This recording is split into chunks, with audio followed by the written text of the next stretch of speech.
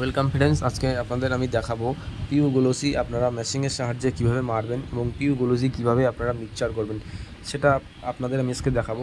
দেখতে পাচ্ছেন আমি কিন্তু 800 ml এর মধ্যে 200 ml হার্ডনার ঢেলে নিয়েছি এবং থিনার, এটা কিন্তু পিউ থিনার।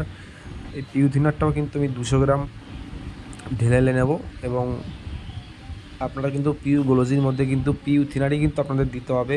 অন্য কোনো থিনার দিলে কিন্তু মালে কোনো শাইনিং ভাব কিন্তু আসবে না। প্রথমে কিন্তু শাইনিং হবে, তারপরে কিন্তু একদিন পর কিন্তু গ্লেজটা বসে যাবে। তার জন্য সবসময় গ্লোসিতে, পিউ গ্লোসিতে সবসময়ের জন্য পিউ থিনারই কিন্তু ইউজ করবেন, অন্য কোনো থিনার কিন্তু ইউজ করবেন না। দেখতে পাচ্ছেন আমাদের কিন্তু সব 3 রকম মাল ঢালা কমপ্লিট এবং আমরা এখন মালটাকে ভালো করে ফাটিয়ে নেব। দুটো পাত্রে ফাটিয়ে নেব সুন্দর করে। যত আপনি মালটাকে ফাটাবেন, যত মিক্সচার করবেন, ততই কিন্তু আপনার মালে ততটাই কিন্তু শাইনিং দেবে। আর যত কম ফাটানো হবে তাহলে কিন্তু মালে কোনো গ্লেজ হবে না। মিক্সচারটাই কিন্তু হচ্ছে মেন। যত মিক্সচারটা আপনি ভালো করে করবেন ততই কিন্তু গ্লেজটা চকচকে এবং কাচের মতন হবে। এবং আপনারা সেসবই দেখুন, আমরা মেশিনের সাহায্যে স্প্রে করব এবং কেমন গ্লেজ ওঠে। আমরা কিন্তু এটা মারবো হচ্ছে একটা ডাইনিং টেবিল, সিপি সেগুন কাঠের ডাইনিং টেবিল। আমরা এই পিউ গ্লোসিটা মারবো, আপনারা দেখতে থাকুন, সেসব না দেখলে বুঝতে পারবেন না। এই মিক্সিং করার পর কিন্তু আপনারা 5 মিনিট পর কিন্তু মারবেন। 5 মিনিট একটু রেখে দেবেন, মালটা ড্রাই হয়ে যাবে। তারপরে আপনারা ঢেলে নিয়ে তারপরে আপনারা পিউটা মেশিনের সাহায্যে করবেন। দেখতে পাচ্ছেন এই ঢেকে রেখে দেবেন আপনারা। এবার আপনারা দেখতে পাচ্ছেন আমরা কিন্তু পিউ গ্লোসিটা কিন্তু মেশিনের সাহায্যে কিন্তু স্প্রে করছি।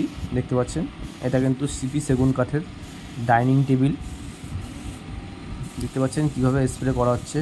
আর এই ডাইনিং টেবিলে মারা কিন্তু খুবই টাফ ব্যাপার। অনেকের আছে কিন্তু মারতে মারতে ঝুলে যায়, দেখবেন যেন ঝুলে না যায়। খুবই সাবধানে মারতে হবে এই মেশিন স্প্রেটা। এক জায়গায় যদি 2 কোট পড়ে যায় তাহলেই কিন্তু, এবং যদি বেশি মাল পড়ে যায় তাহলে কিন্তু ওই জায়গার থেকে ঝুলে যায় মালটা। সব জায়গায় কিন্তু আপনারা সমান কোট মারবেন। সমান কোট মারলে কি জিনিসটা ঝুলবে না। টোটাল কিন্তু আমরা 2 কোট মারবো। 2 কোট মারলেই কিন্তু পুরো একদম কাচের মতন চকচক করবে। আপনারা সেসবই দেখুন, না দেখলে আপনারা বুঝতে পারবেন না গ্লেজটা কেমন ওঠে। দেখতেই পাচ্ছেন আমরা কিন্তু ফার্স্ট কোট মারছি, তারপরে আমরা দ্বিতীয় কোট মারবো। ফার্স্ট কোটেই দেখতে পাচ্ছেন পুরো কাচের মতন চকচক করছে, আর 2 কোট মারা হলে তো আরও বেশি চকচক করবে।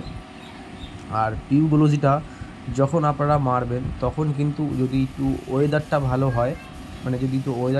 হয়, তাহলেই কিন্তু গ্লেজটা শাইনিং দেবে। আর বর্ষাকালে মারলে আপনাদের পুরো একদম বন্ধ ঘরে নিয়ে মারতে হবে। সেখানে কোনো হাওয়াটাও যেমন, ঠান্ডা আবহাওয়া এবং হাওয়া যেন না ঢোকে, সেরকম ঘরে মারতে হবে, মারলেই গ্লেজটা উঠবে। আর খোলামেলা জায়গায় মারলে কি, ওয়েদারটা যদি সুন্দর থাকে তাহলেই মারলে গ্লেজটা সুন্দর হয়, আর না হলে কিন্তু টানে না। 2 কোট মারলে কিন্তু দেখবেন, বর্ষাকালে যদি পিউ মারেন খোলামেলা জায়গায়, দেখবেন 2 কোট মারলে একটু ঘোলাটে ভাব হয়ে যায়। তার জন্য ওয়েদার যদি ভালো হয় তাহলেই কিন্তু আপনারা মারবেন। দেখতে পাচ্ছেন আমাদের 2 কোট মারা হচ্ছে। দেখতে পাচ্ছেন কেমন চকচক করছে ডাইনিং টেবিলটা।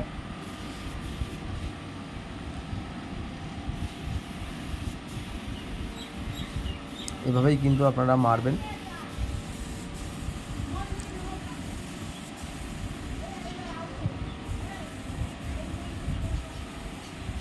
ফাইনালি দেখতেই পাচ্ছেন আমাদের কিন্তু প্রায় কমপ্লিটের পর্যায়ে।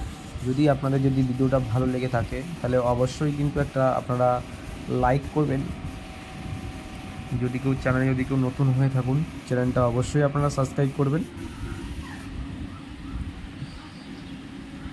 ফাইনালি দেখতে পাচ্ছেন আমাদের কিন্তু কমপ্লিট হয়ে গেছে।